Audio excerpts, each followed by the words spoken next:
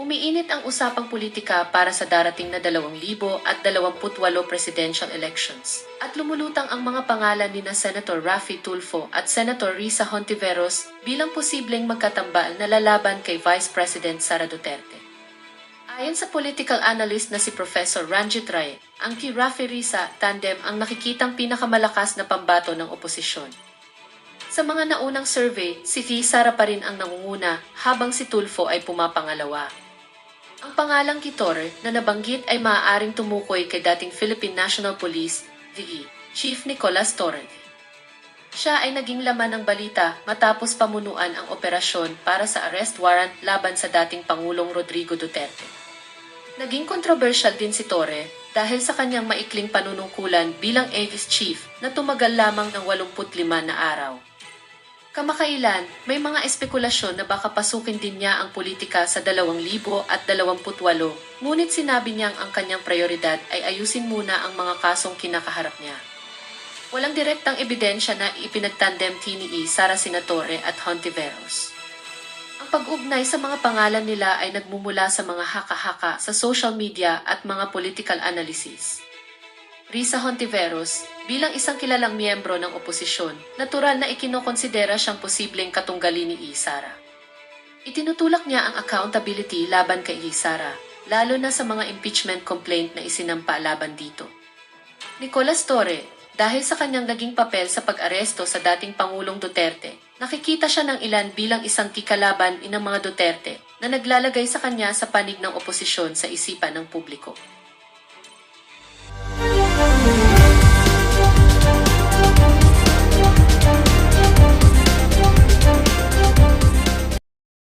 Masabi mo?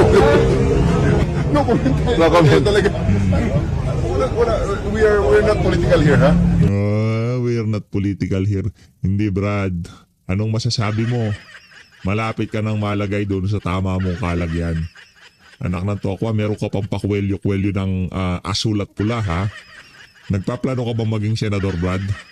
Anak, walang pwesto sa pamahalaan ng makakapagsalba sa'yo sa galit ng sambayan ng Pilipino. Okay? Kung inaakala mo sa ano na ito, do or die din ho itong mama na to eh. Pagka hindi siya naging senador, anak ng tao, may kalalagyan ka, Brad. At sigurado ako hindi ka magiging senador.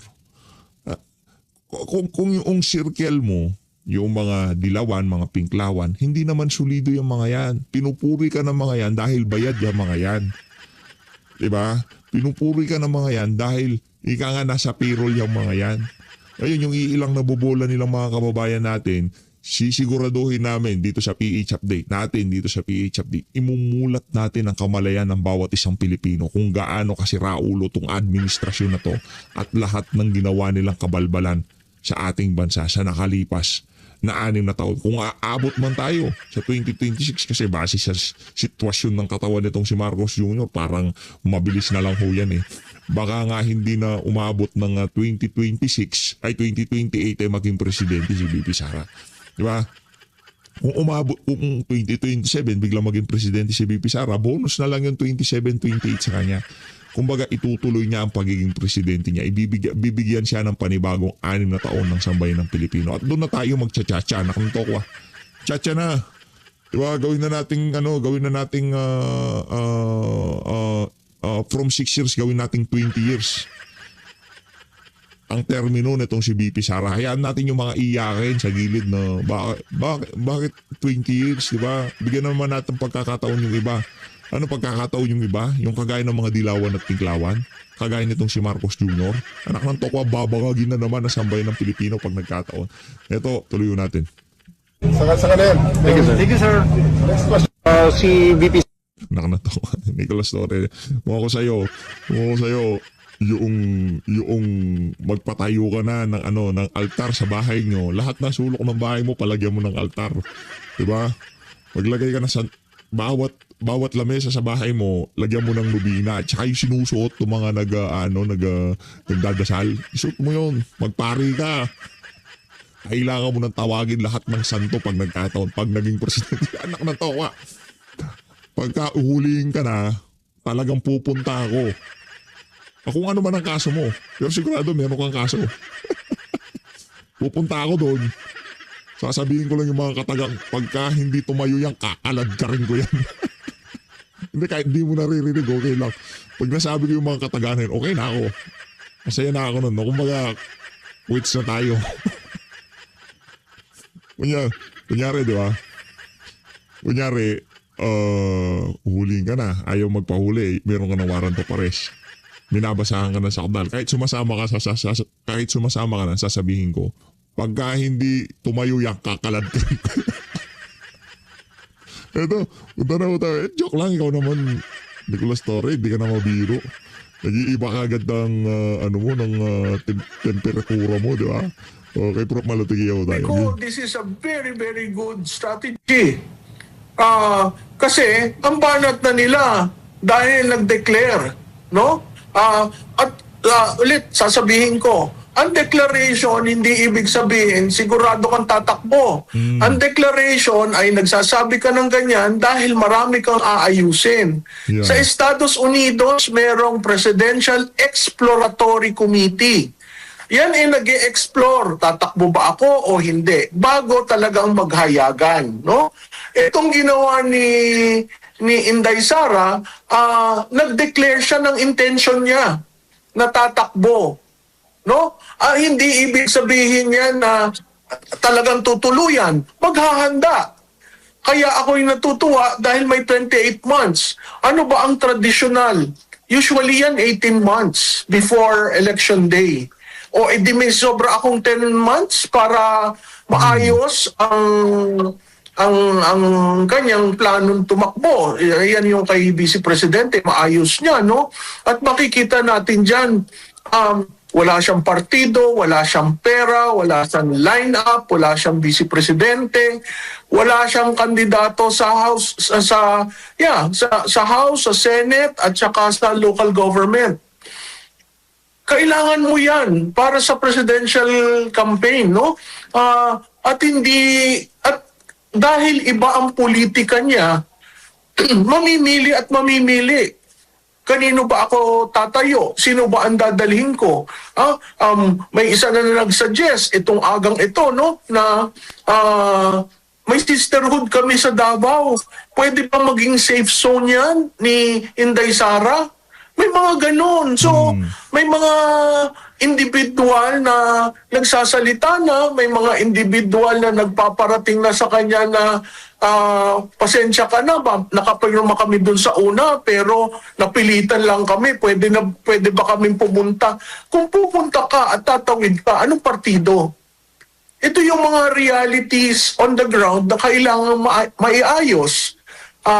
So napakahalaga na makonsolidate yung kanyang grupo, yung mga Duterte, at papalakas. Iba pa yung may additional dahil alam naman natin ang politika is additional.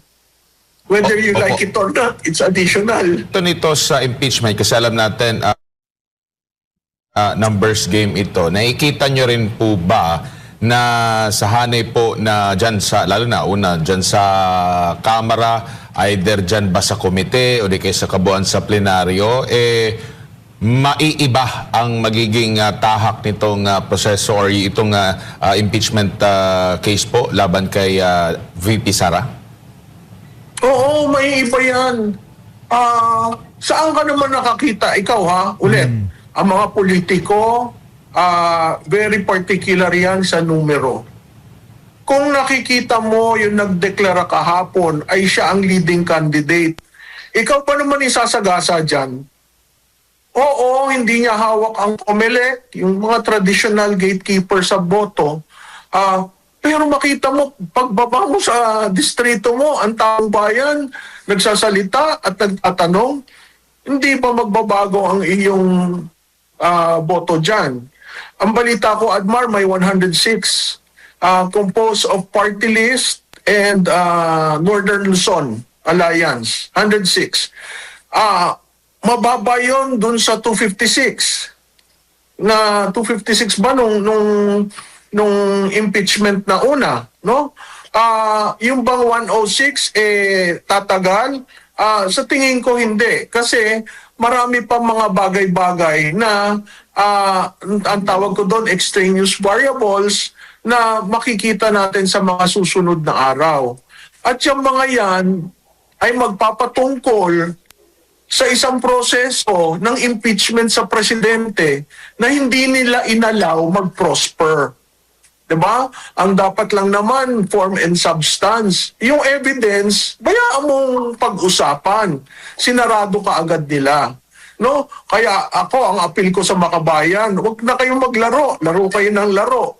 Ngayon, hindi nyo maintindihan kung paano kayo sasayaw sa inyong sinimulan. So, ang akin, itong impeachment, hindi ibig sabihin, pagdami ng impeachment charges, ganun na lamang ang kasalanan ni Vice Presidente kasi yun ang binubuo nila. Titingnan po natin ano ang katotohanan dyan sa mga Mga charges mensahe, na sige, sinabi. At ang tingin ko, ang pinakadiin dyan ay yung confidential fund yan sina Grace Piatos, etc. Klarado naman ho yan kung bakit gustong malaman kung sino si Grace Piatos.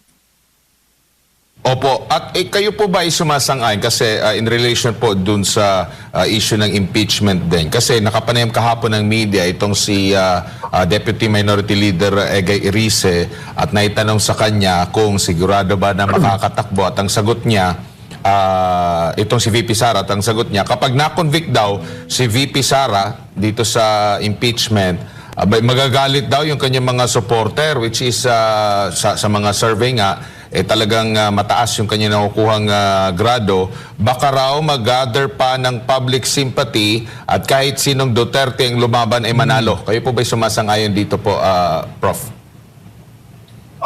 Alam mo, Admar, bilog ang bola. Hindi ako sumasang-ayon sa sinabi ni Congressman Erice, pero bilog ang bola. Hindi natin alam kung anong mangyayari sa mga susunod na araw. Ang definite ako, i-demolish nila si VP at ang time frame nila hindi nila mamadaliin, gagawin nilang 2 months na demolition. Kung titingnan mo yan, base sa kalendaryo ng Kongreso, napakahirap gawin.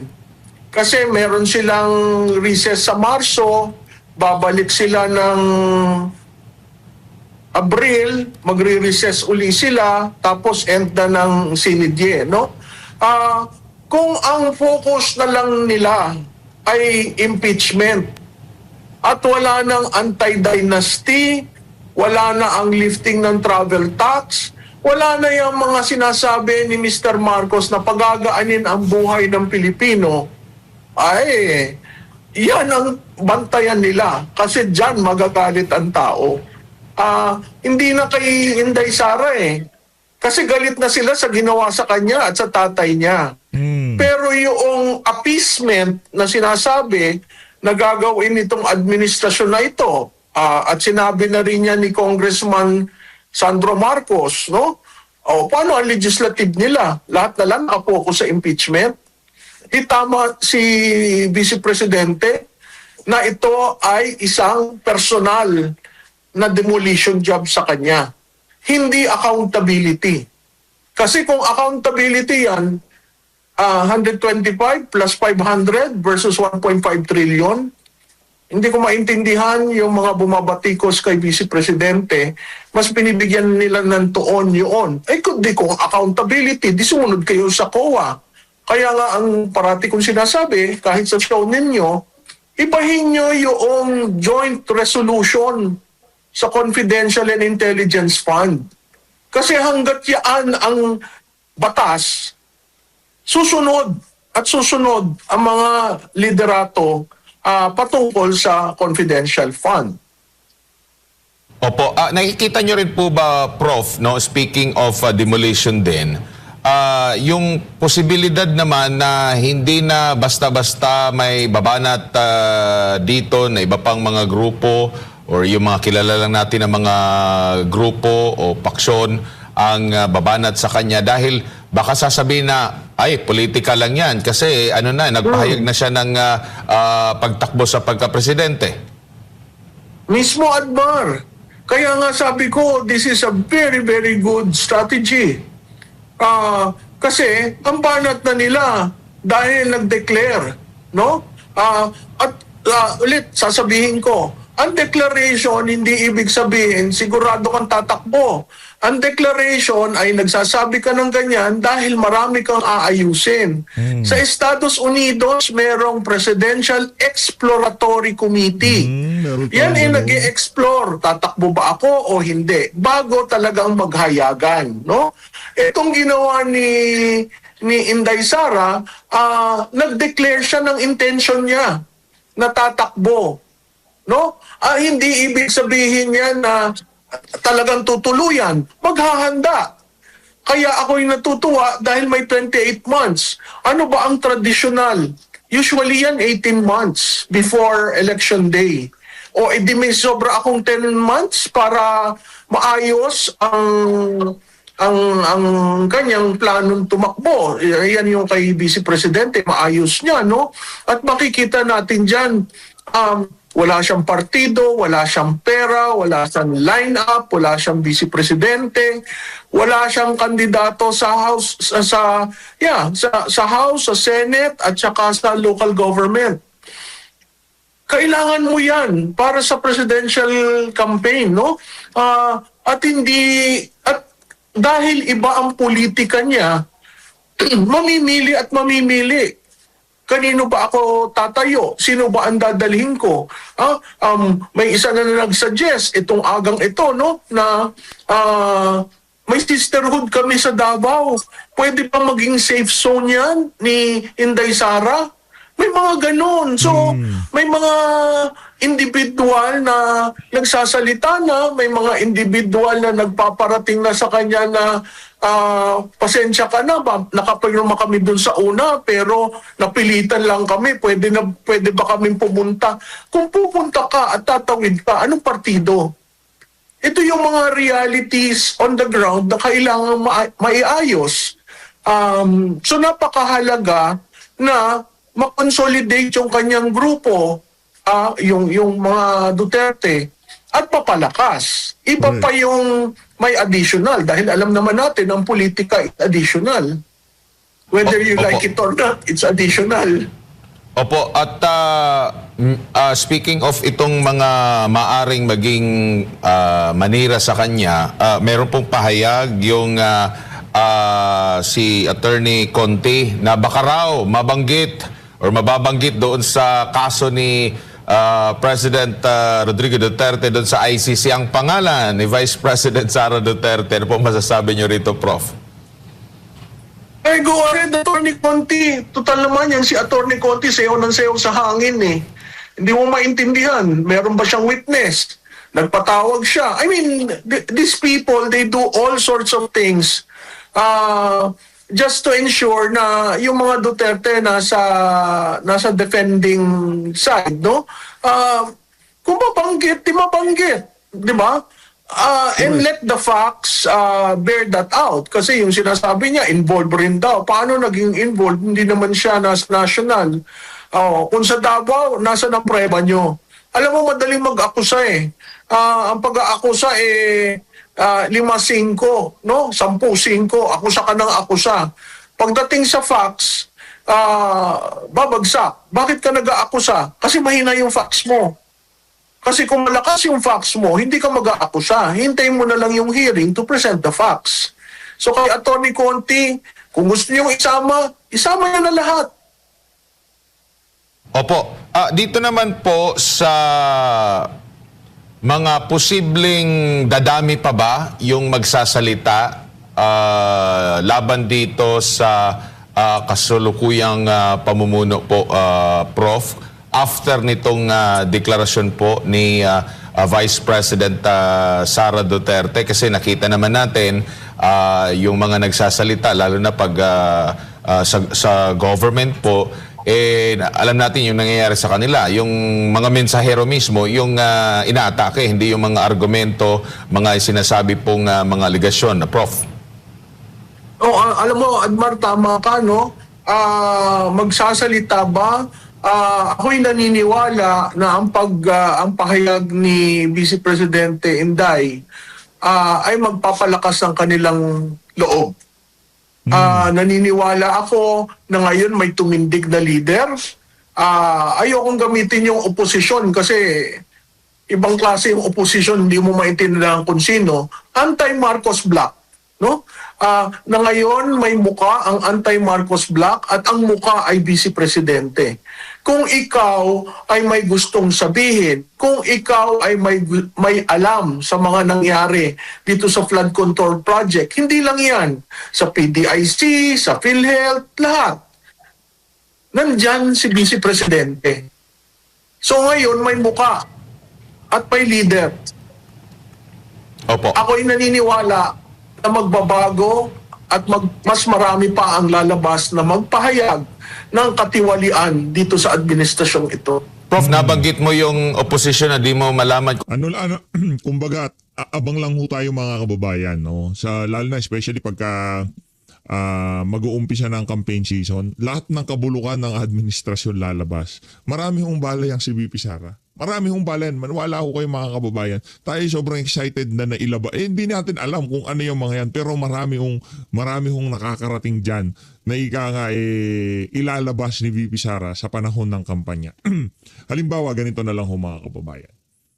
Kung ako si Lenny, alam ko naman na walang maidudulot na kabutihan sa akin ang pakikipag-alyansa sa administrasyon. Yung makinarya walang kwenta. Sa totoo lang, yung mga panahon na to base sa ating nakikita, yung makinarya walang kwenta. Nakita natin yan sa 2025 election. Linampaso ho ng mga kandidato nitong si dating Pangulong Rodrigo Duterte. Ang mga kandidato ng administrasyon na kung saan meron silang mainstream media, meron silang program appropriation, meron silang ayuda, di ba? Meron silang pera na galing sa Diamond Hotel, di ba? Meron ho silang ganon. Pero ang nangyari ho, dahil ang taasambay ng Pilipino, mulat na, nakikita na ang mga kalokohan sa administrasyon o kung yung mga nangyayari ngayon sa ating bansa, hindi gumagana. Hindi sapat yung basta marami kumpleto ang makinarya mo para maipanalo, especially presidency. Doon na nga lang sa senatorial election, hindi ho sila nakaplag. Paano pa pagka presidential? Kaya lalo presidential, madugo yan. Kadalasan naglalaban dyan, dalawa. Kahit 10 pa yung kandidato, yung 1 and 2 lang ho talaga nagpupukpukan dyan. Bihirang-bihira yung magkakaroon na Rodrigo Duterte. Kung wala ka rin lang naman na Exhibit A na Davao City, hindi mo magagaya, hindi mo marereplicate yung ginawa nitong si dating Pangulong Rodrigo Duterte. Na out of nowhere, biglang mayroong Rodrigo Duterte na lilitaw na number 1 sa mga survey, biglang mananalo. Malabong mangyari yon. At ba sa ating nakikita, wala na hong makaka-replicate doon sa ginawa na yon nitong si dating Pangulong Rodrigo Duterte. Itong si VP Sara, ano pa lang, alam na ho talaga natin na tatakbo yan ng pagka-presidente. At malamang sa malamang, feeling natin wala talaga siyang balak. Pero dahil doon sa ginawa sa kanyang, sa ating mga kababayan, nakita niyo yung kaliwat kanang nakawan, ay ginawa kay dating Pangulong Rodrigo Duterte, di ba? Ginawa sa budget, ginawang pagnanakaw ng administrasyon, yun siguro ang nag-convince dito kay Vice President Sara Duterte para tumakbo sa 2028 presidential election. Kung opposition ba talaga o hindi, nakikita nyo rin po ba na dapat na rin silang maglabas or sabayan kung sino man yung kanilang magiging pambato laban dito kay Vice President Sara Duterte, o hanggang sa kasulukuyan nakikita nyo rin na pahirapan din sa kanila yung paghahanap kung sino man, kasi parang patuloy pa yata yung panawagan na magkaroon ng pagkakaisa kuno sa oposisyon. Adman, maganda yung tanong mo. Itong paghayag niya, mapipilitan ang administrasyon na pumili at bilisan ang kanilang pagpili. Mapipilitan rin ang oposisyon. Yan ay ang pink, ang dilaw at kung ano-ano pa. Na pumili at maayos yung kanilang pagpili. Lahat sila will have to react. Kaya yun nga ang kagandahan ng pahayag ni Inday. Everybody reacted in the way they were being made to react. So, ang paniniwala ko dyan, mas bibilis ang pagpili at mas bibilis sa side ng administrasyon na makipag-deal. Kailangan kong basagin ang boto ni Inday. Kailangan ko ng third force. Di ba may puti na nga nag-declare ng third force. Hindi ko lang nga masabi. Ang galing-galing naman ng puting yun. Alam ang Pilipinas, no? So may third force, may fourth force. At pag titingnan mo ang kasaysayan sa presidential politics, marami usually kandidatong tumatakbo. Tapos sa dulo ng hihina, bumibitaw. Yung iba dyan, namimera. Di ba? Nagpo-fundraising. Yung iba, Sino? Si Soto at saka itong si Ping Lacson? Di namimera yan. Mga mukhang pera pero hindi na. Namera ba sila noong 2022 presidential election? Namera ba sila noon? Di ko alam. Speaking of kaperahan, namera ba si Tuta Soto at si Ping Lacson? Di ko alam. talagang na-accept nila yung reality na wala sa kanila ang tao. So mapapaga lahat ito. Huwag kang maniwala na, ay, ang aga-aga niyan. Hindi, ngayon pa lang, pustahan tayo, may nagmi-meeting na para sa 2028. Opo, and Kagabi, palita ko, may nag-meeting tungkol sa 2028 dahil sa announcement niya. nako.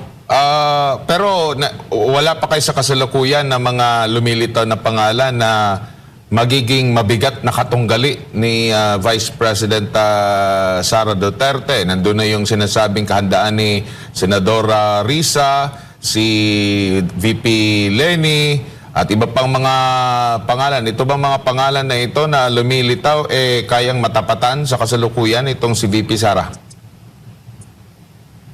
Mahihirapan. Dahil hindi naman sila nag-undergo ng ganun demolition at mag-undergo ng ganun demolition eh. Malilinis yung mga yan. Hindi, di ba? Yun nga ang isa, pinackage na parang santo.